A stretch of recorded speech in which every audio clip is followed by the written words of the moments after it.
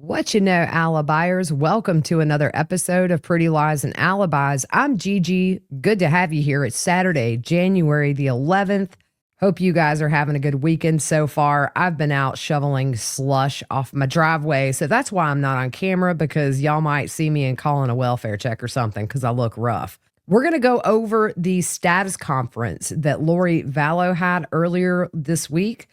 By the way, Nate Eaton from East Idaho News went to Phoenix for that hearing. Can you imagine? I bet that was deja vu for Lori, seeing Nate and Justin Lum in the same courtroom, the two OGs on both of those cases. They started the hearing off with Lori talking about wanting to permanently change her last name to Daybell. The state is okay with her changing that, but they would prefer to use Daybell, aka Vallow, since she was investigated under the name Lori Vallow for Charles's murder. The judge will allow Arizona versus Lori Daybell, formerly known as Lori Vallow. If you were wondering, by the way, she did have her hairband wedding ring on at this hearing. They move on to these pending motions for discovery, and Lori wanted to put her response on the record. I cleaned up the audio a bit, and I'm going to have you guys listen to it. It's a little over 5 minutes long, but it shows Lori acting as her own attorney. So let's listen now. Do you want me to stand, Your Honor, or can I just sit here? You can sit there. So the state has claimed in their response that these documents are not material in the case, and this defense is entitled to this specific evidence for the proposition that this evidence can be used to impeach the thoroughness and good faith of the police investigation and the intent of the prosecution. That's Kyles versus Whitley, 514 U.S. The acid test of this prosecution is not a matter of determining if the defendant is guilty of the crimes that the defendant is charged, but rather, was any crime even committed? And where is this evidence? This defense has yet to find any evidence of a conspiracy in the 100,939 pages that have been turned over by the state. The state does not get to say, like they did in their last motion to us, in their last answer, to say, oh, we gave you over 100,000 pages, so that ought to keep you busy. That's not how it works. These are serious charges, and these are serious consequences for these charges. In determining the actuality of a crime, the state is required to meet, in reality, not in theory, a standard of culpability that is defined by law as a crime. The state is required to meet the challenge of defense reasonably without bias, conflict, prejudice, or speculation. So the defense, we keep filing motions for discovery since we don't know if it's some kind of strategy of the state that they're holding back this actual evidence of conspiracy in hopes that the defendant won't have time to prepare a proper defense against the evidence that comes forward at the last minute. This court has denied every motion the defense has filed to acquire this evidence. The state has claimed in their response to the defense's motion that the defense's request is overbroad and wide sweeping. Is this the defense left to pinpoint where this evidence is and try to find it? No, that is not the law. The state is required by law to give the defense evidence of the crime they are being charged with. This is the purpose of the Brady Law and the right to due process. This is why in 2020, the United States enacted the Due Process Protection Act that provides defendants like me with greater protection, Brady versus Maryland. The state has continued to impede the defense from conducting a defense. This is a violation of the 14th Amendment of our great Constitution and the defense's due process rights. Today, the defense is requesting that this court do the following three things. One, order the state to turn over all evidence of a conspiracy since our trial begins in 76 days from today. I would also ask that they would pare down their witness list to these witnesses that will actually be testifying so the defense can conduct productive interviews. And then I would like for all motions and responses to be sent directly to the defendant in a timely manner. I'm having a really hard time getting this stuff. I don't get it from ILS to 7 days after things have been filed, after your orders have been rendered. I'm not getting these. This defense intends on starting trial on time without delay And I request that also that this defense requests that the court grant the motion to order the state to produce all discovery of extradition at this time so that we can get started on getting prepared for trial. What does anything in the extradition have to do with the underlying charges? Can you tell me that? Yeah, it's to find out why all this started when I can't find any evidence that there is. Have you So read the grand jury transcripts? I have. Okay, the grand jury transcripts summarize what the state's evidence they intend to produce at trial. I understand that. So when you say you can't find anything, that is the summary in the grand jury transcripts. Correct. Okay. So I guess I don't understand how an extradition a year or so after the fact, after the indictments, would have anything to do with the underlying charges. So can you articulate that for me? I can, Your Honor. There's, the detectives that are on these cases are all continuing to go back and forth with all of these different agencies. You have the FBI, you have all the different agencies that are working together. You have Rexburg, Fremont County, you have Chandler and Gilbert. You have all these people. Then I have them coming up, and they're going to be on the stand, and they're going to be in trial, and they're going to be saying what they reviewed. They've reviewed all these things, and there's communications between all of these agencies that I feel like that the defense is privy to. We should be able to have that and look at that and see where all this came from, where all this started, why they waited 2 years to make these charges. There's all these things, and why they decided to extradite when I saw someone sent me a news article 3 days before I got brought to Arizona that MCAO was putting out a release that they were not going to pick me up and they were not going to extradite me to Arizona until after my appeals were finished. So it's contradictory to that. I just don't know where it came from. And there's a lot of things that are mystery questions to the defense that we are entitled to according to the law. After Lori was finished, the judge asked, what does anything in the extradition have to do with the underlying charges? Lori says to find out why this all started, and I can't find any evidence there is. He asks if she's read the grand jury transcripts, and she said she had. The judge tells her that summarizes what evidence the state intends to produce at trial. Lori says she understands.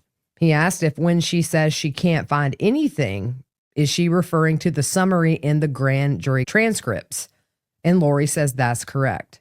The judge says he doesn't understand how an extradition a year or so after the fact, after the indictments, would have anything to do with the underlying charges, and he asks her to articulate that for him.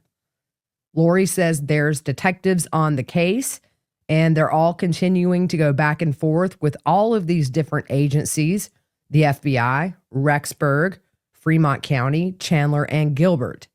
They're going to be on the stand, and they're going to be in trial saying what they've reviewed, and there's communications between all these agencies I feel like the defense isn't privy to.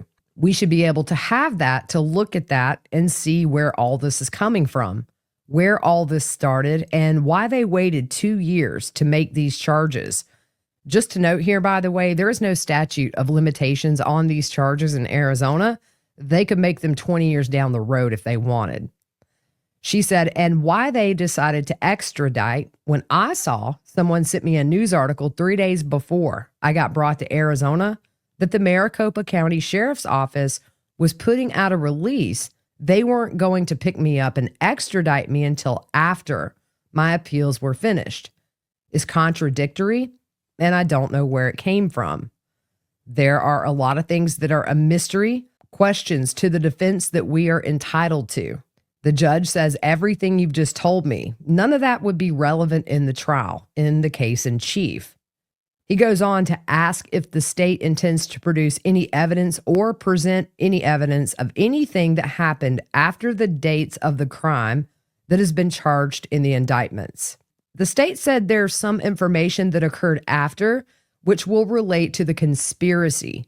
It's been disclosed to the defense, and anything that happened during the extradition process or after the indictment is completely irrelevant and they will not be bringing that in at trial. The judge asked Lori, how would anything having to do with the extradition be relevant to your trial? Lori says, I feel like it's relevant in the sense that the police investigation and the intent of the prosecution, it just doesn't make sense. I'd like to be able to have that. And the judge asks if you are otherwise on track for your trial date. Lori says she is. The judge asks her if there are interviews going on with her investigator or her advisory council team. Lori says they're working on getting those set up right now. The judge asked if there's anything else that needed to be addressed that day and says this was just sort of a status conference to make sure things are on track. Lori says she has 2 motions that she would like to file with the court today. The judge says, all right, do you have copies for the state? Lori says she doesn't, and she thought the court can make copies. So the judge asked to see those motions, and then he asked the deputy county attorney, from their perspective, anything we need to discuss here today? They say no. The judge says he's assuming the 2021 case would be the case that the state intends to try first. Correct. He asked how long that case would take for the state portion to present. The state says probably a couple of weeks. I mean, I can't say that obviously.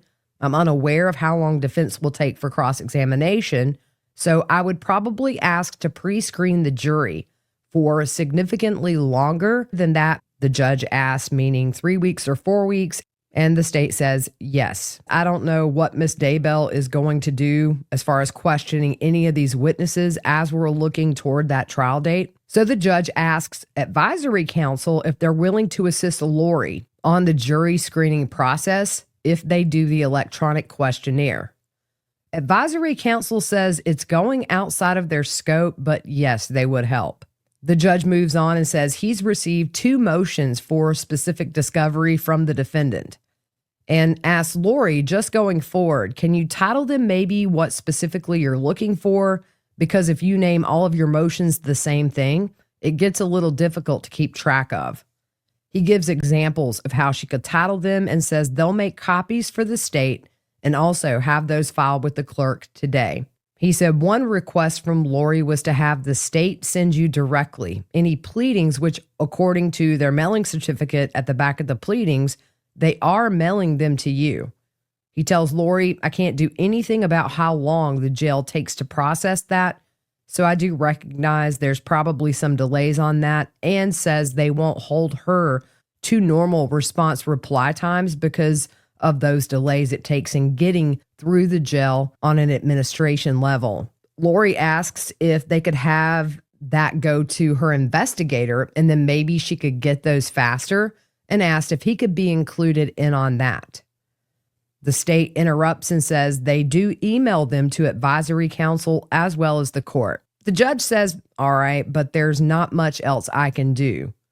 He asks the name of Lori's investigator. She says Jeff White. And the judge asks if her advisory council is in contact with him. Lori says yes. The judge puts on the record that the state's getting a copy of these 2 motions today. The state will respond accordingly, and he would have Lori respond within 10 days of the date of the filing for their response.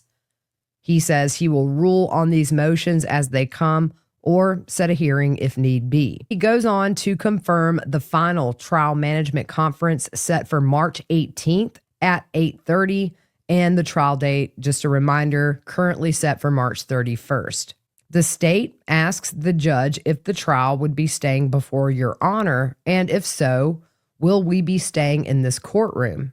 The judge doesn't know yet, but said he would confer with the presiding judge, and he suspects it will stay here and in this courtroom, but for jury selection, they may move to a bigger courtroom if they do it in person. The state points out there will likely be next of kin, and this courtroom doesn't have a victim or witness room. And with the media, it makes it more difficult for the state to keep those individuals away from each other from overhearing. And she asks that it be reset or moved to South Court Tower so they would have those accommodations. The judge said he would talk to the presiding judge and associate presiding judge regarding that, and it's really a matter of availability of bigger courtrooms. He asked if there's anything else from Lori, and she asks if they can set both trial dates. Just a reminder, the first one is for the murder of her fourth husband, Charles Vallow, the father of JJ. That second one is for the attempted murder of Brandon Boudreaux, Lori's ex-nephew-in-law. The judge says that she will have 2 separate jury trials with 2 separate juries. Charles's case goes first. When that trial concludes, they will talk about how quickly they can do the second trial, but it's hard to set that second trial without knowing how long the first trial will take and the readiness of everyone regarding Brandon's case. And that was it. The end of the hearing. The judge says he will take any motions under advisement. We'll see her back in court March 18th. I know these families are so ready to put this legal process behind them. And don't forget, Charles's family and his sons have waited over 5 years for this to go to trial. And it looks like as of now, that will be starting March 31st. And we will hopefully get justice for Charles and later on, Brandon Boudreaux. That is it for her hearing. If I see anything getting filed through the courts, I'll update you guys. Just a reminder, Monday, live streaming the Rose Petal murder trial on my YouTube channel. I'll be in court every day here in Greenville for that. And I'll update you guys nightly in an hour or less of the day's best testimony. This trial could go 2 weeks or more. So we are digging in with this one until it finishes. All right. Have a good rest of your weekend, and we will see you soon.